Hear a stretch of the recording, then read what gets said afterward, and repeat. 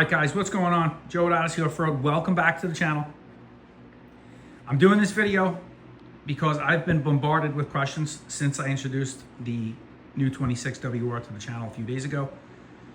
I've been getting hit with questions constantly of why another WR? Like, what? Didn't you already have a WR? Didn't you have two WRs? Why'd you get a third one? So I want to answer that for you.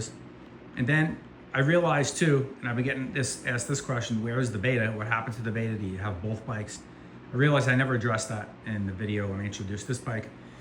So in terms of the beta, I will turn the camera around and show you.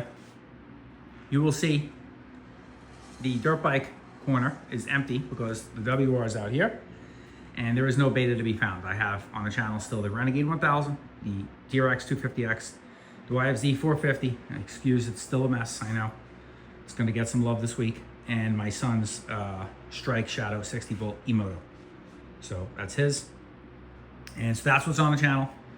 In terms of the beta, why did I get rid of it? Well, I got rid of the beta because couple of reasons. For one, I love the bike in terms of it. I've said it a million times.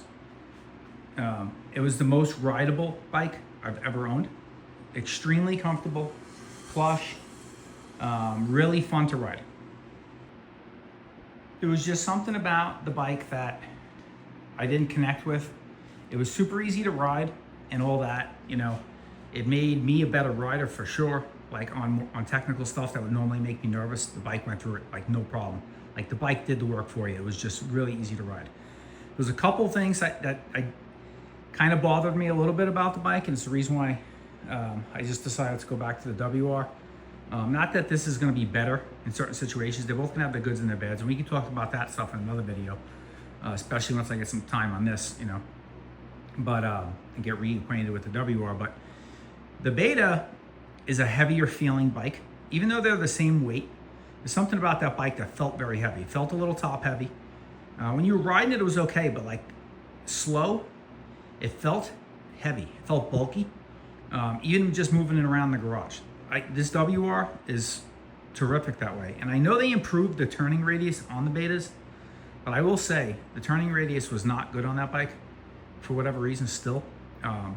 Even just moving the bike around the garage, like just cut the bars, I can move the bike and park it over here. I would have to do like a 80-point turn or just pick the bike up from the back and swing it around to get it into the center of the garage to work on it. Super strange. And it only really came into play, you know, I guess if you're making a tight U-turn on a trail, you know, turn around. You don't really notice that too much riding. That's just kind of more of an observation thing. And then I did 2 videos on the bike where things that,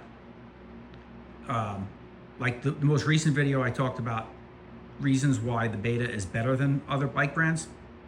And then I did another video talking about, you know, previous to that, about why Beta is not as good as other brands.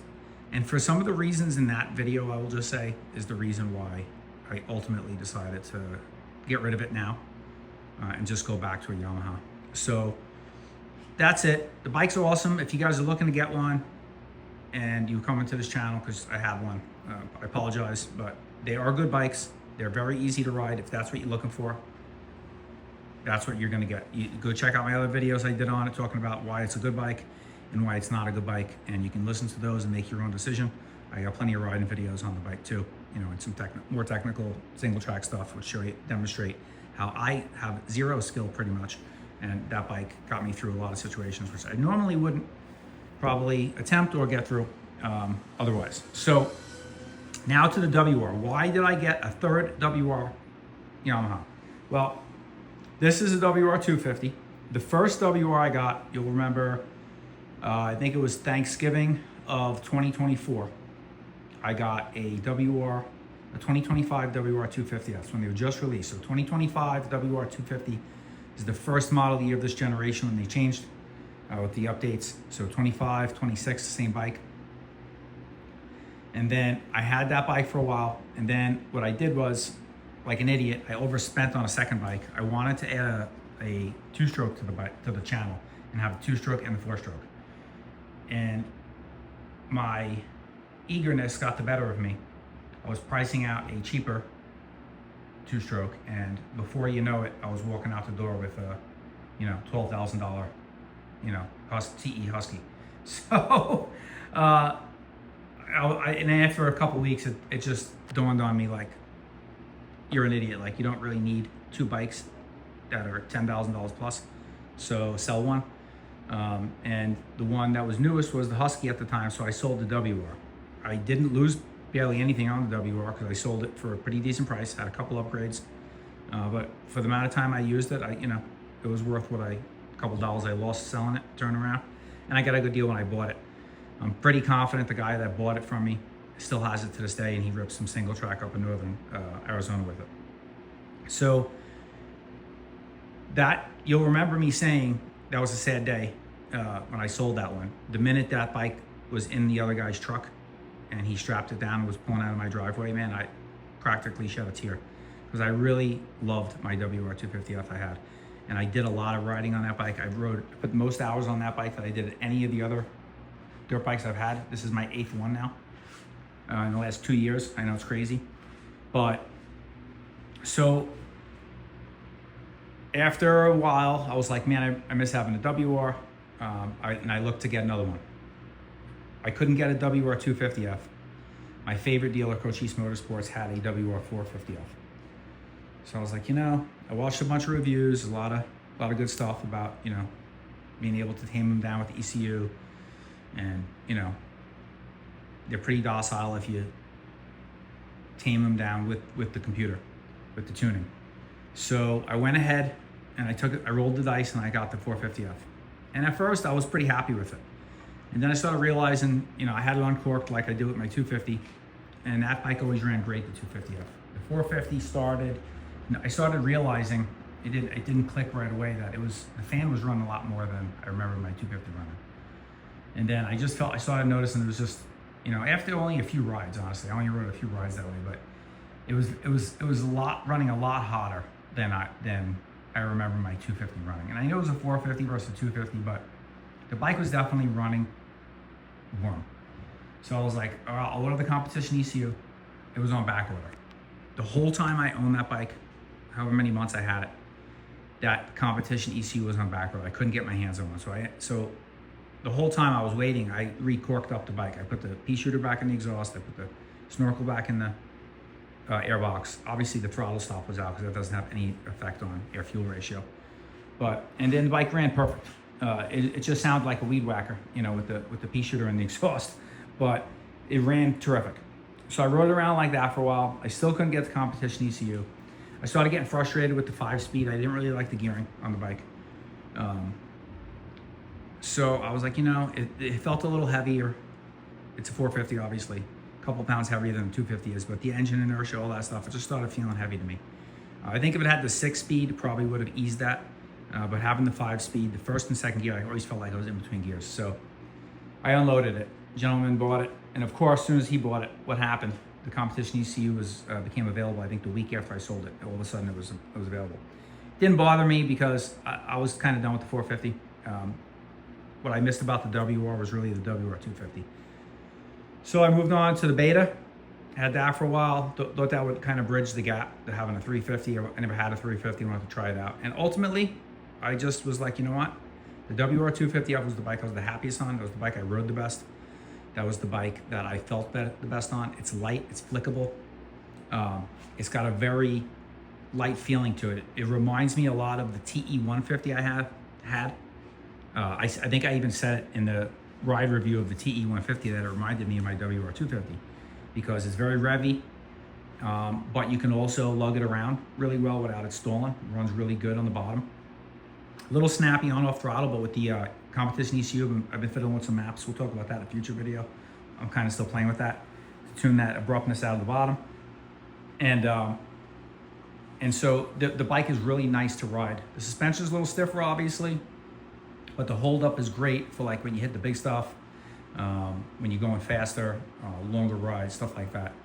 It saves you in a lot of occasions. You're cranking down the trail, and it's a big washout or something up ahead, and you don't see it till the last minute. The suspension just swallows that stuff.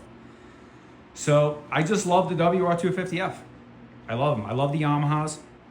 As you can tell, based on my quad history, you know, this is my third Yamaha Sport Quad. I had two Raptor 700s, and then we got the YFZ 450. And now we have two Yamaha Blue machines as well. So the YFZ and this. Once I get this sucker clean, we'll line them both up next to each other, and you'll see like matching machines.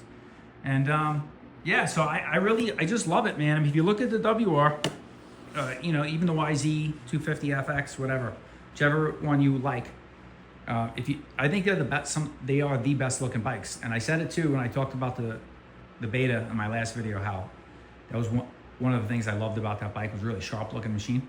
Second best to the WR, and I still stand by that. I think the WR is one of the nicest looking, in my opinion, it's the nicest looking machine, or else I wouldn't be talking about it so highly. But I love the Yamaha Blue. I think it's gorgeous. It's a very clean looking bike. It's not overdone with the graphics. It's just enough, subtle enough. Reminds me a lot of the YFZ 450 in terms of, like, you know, the GYTR and the Yamaha Loop stuff, all that stuff on there. They do that on the R models for the quads. It's just a really good looking machine. The blue wheels are killer. Dusty right now. We did a break-in ride on it the other day, so we got 1 hour on the machine. We're gonna do an oil change right now. And then in terms of what we've done to it so far, literally just uncorked it, and I put the competition ECU in it. That is it. We took it out on a 1 hour break-in ride. It was kind of hard to tell the work on, you know, fiddling around with the tuning much, because I was doing the break-in, keeping it under half throttle. You know, you kind of babying it a little bit. Not really getting on it, beating on it, so it's kind of hard to judge maps. So we'll save that for another video.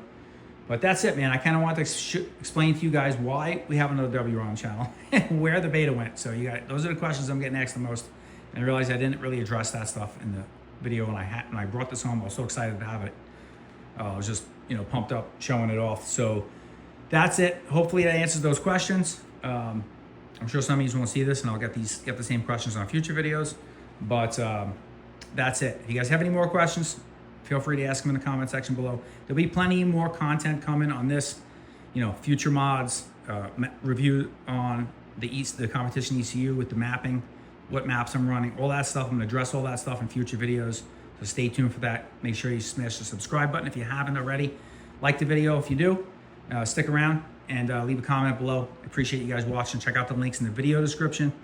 Help support the channel. That's where we can continue doing mods to the bikes and making more videos for you guys. So again, this is Joe at Odyssey Off-Road. We will catch you guys on the next one. Thanks for watching. As always, catch you on the trail.